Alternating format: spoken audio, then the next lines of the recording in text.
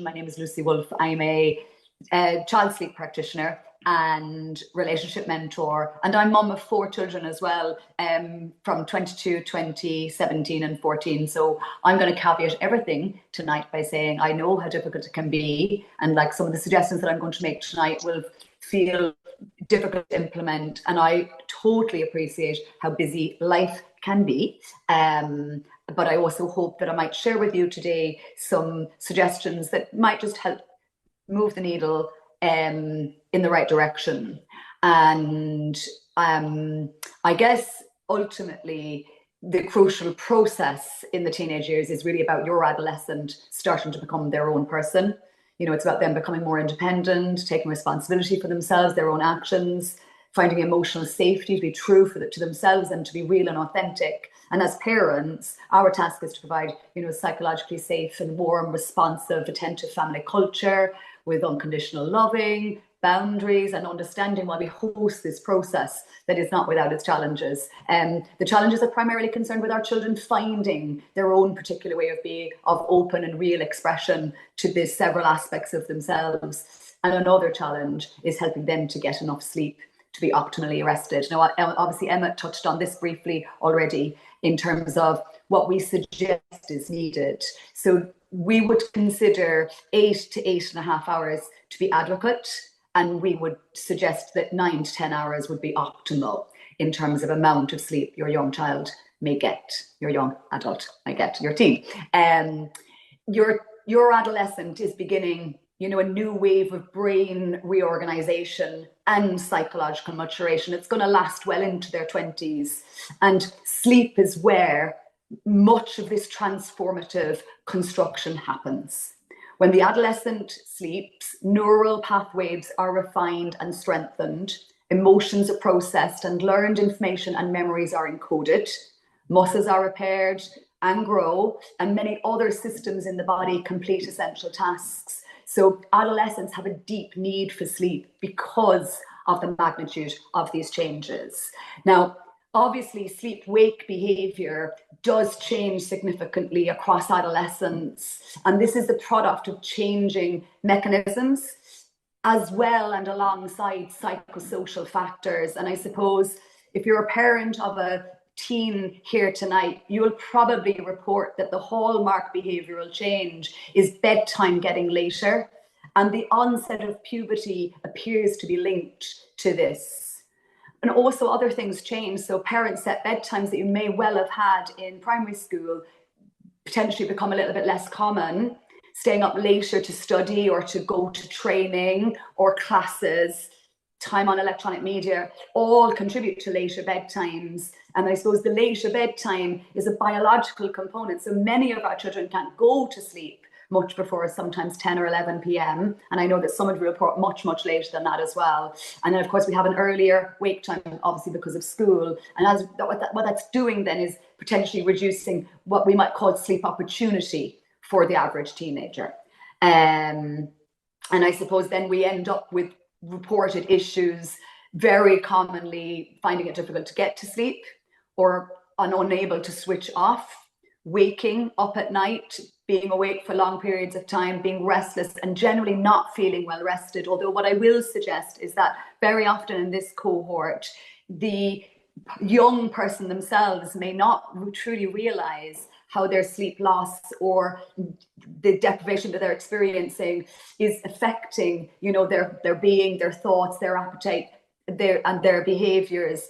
And I suppose in this context, you know, we would be trying to help them to understand how their sleep and their prioritization of sleep can help them to have that elevated experience of in their lives. So I guess like too little sleep does lead to moodiness, difficulty in concentrating, lethargy, some short temper, weight gain, low immune strength, some long-term health issues, and, you know, relationship conflict, depression and anxiety, as Emmett has mentioned there from his own data.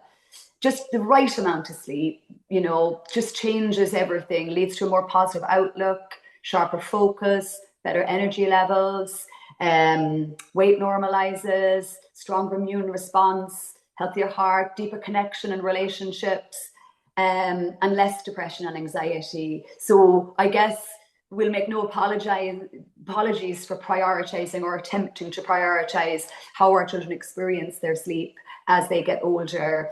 Now, there's two main processes that regulate sleep. So just really briefly, your child's ability to fall asleep and stay asleep is deeply rooted in their biology, and really similar to the way their language and their emotional skills matured.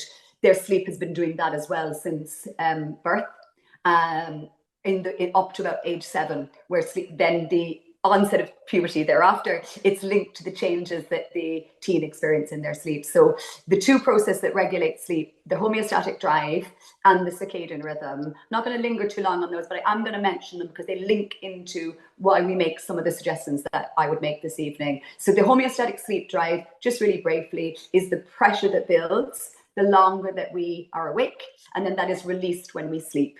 Okay, and then the second process is the circadian rhythm. It's the internal body clock, or it's an internal clock. It's nestled in the brain, and it is, for the want of a better description, it's a biological pacemaker. It controls the circadian rhythm, and it allows us to initiate the light and the dark pattern of day and night. So again, I'll link back into that in a moment. So this internal clock sends messages throughout the 24-hour day, and it influences our wake patterns, as well as lots of other biological processes.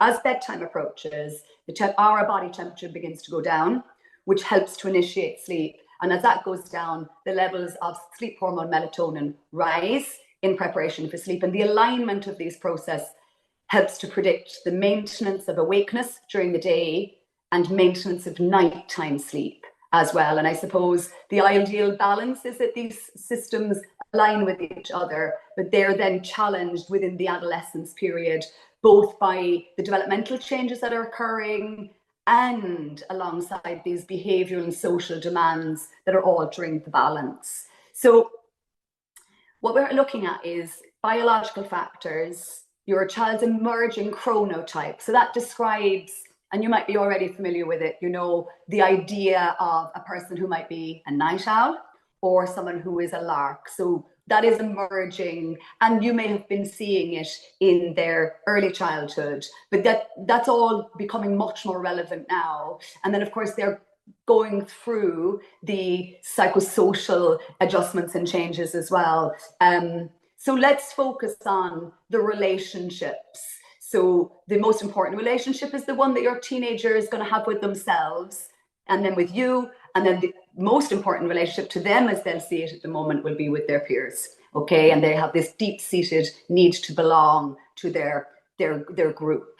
I guess I'm interested in relationship because I try to assign it where sleep is concerned. So if we look at the sleep environment and their relationship to it, we look at their activity and their relationship to it, their food, their drink choices, and also like how we are showing example to them. All of these things can influence their sleep tendency. And of course, there will also be, underlying medical issues that will be outside the scope of tonight's presentation, but always worth mentioning or necessary to mention that if you have any considerations that are outside of what we're covering tonight, which is kind of like behavioral, lifestyle, sleep practices, then I'll always get you to refer you to your GP to just, to rule out anything that might also be contributing to this. So I suppose the first, probably easy a relationship that we can look at is the one with the environment. So your adolescent's bedroom.